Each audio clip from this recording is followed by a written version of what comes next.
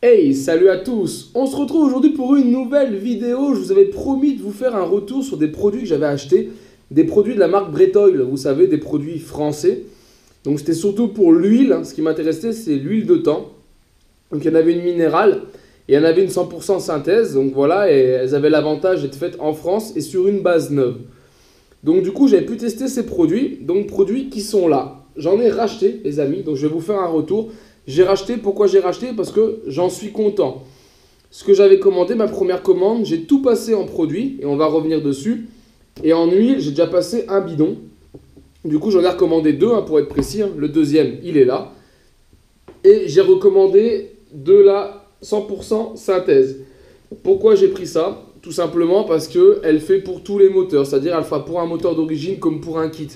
C'est quand même mieux de rouler avec de la 100% synthèse. Les minérales sont très bonnes. Pour un moteur de base, c'est très bien. Pour un moteur quitté, vous aurez mieux passer sur 100% synthèse. Ça permet aussi, en 100% synthèse, de mettre un peu moins de pourcentage d'huile. En règle générale, on met 2%. Un Solex, 2%. Une mobilette, 2%, 2% et demi.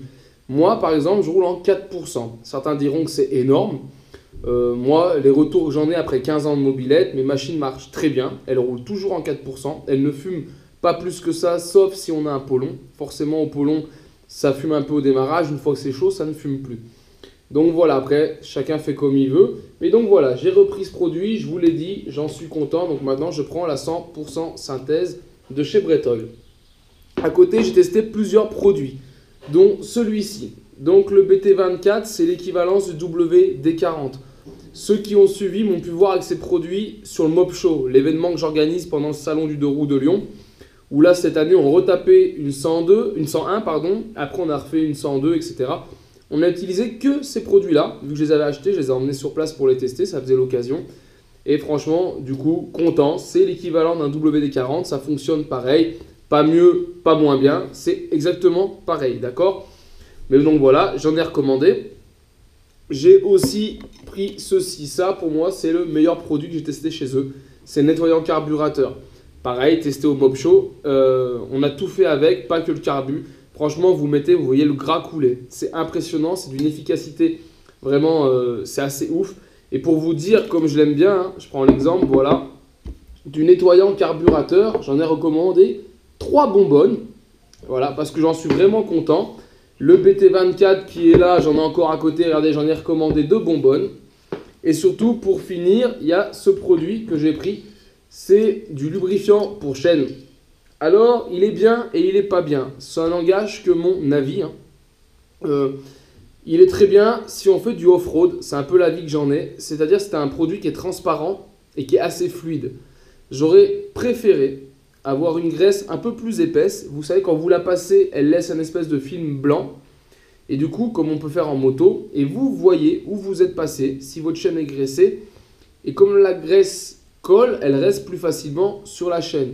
Ce qui concernant des mobylettes ne poserait pas de problème. Elles sont conçues à 95% pour faire de la route. Donc avoir une chaîne qui colle, il n'y a pas de problème car on a quand même moins de crasse qui vient sur la chaîne en roulant qu'en faisant par exemple du mob cross. Par contre, cette chaîne-là, dans l'idée de faire du mob cross ou une mob un peu tout terrain, passe-partout, une mob tout chemin, voilà. Celle-ci est pas mal parce que du coup vous mettez, vous nettoyez votre chaîne parce qu'elle a de la merde, vous regraissez, elle est vachement plus fluide. Mais voilà, moi perso, je l'aurais préféré plus épaisse. Je vous avoue que j'ai fait un retour à Brettol. Lors de ma deuxième commande, j'ai fait un retour en disant ce que moi je trouvais des produits. C'est pas moi qui ai la science infuse, d'accord? C'est juste un avis que je donne. Ils en font ce qu'ils veulent. Peut-être que si 50 personnes donnent des avis, si 40 idées sont les mêmes, etc., peut-être qu'ils feront évoluer les produits, peut-être qu'ils créeront un autre produit. Voilà, je pense qu'il est important, comme vous me faites des retours sur mes vidéos via des messages. C'est ce qu'on appelle des messages constructifs.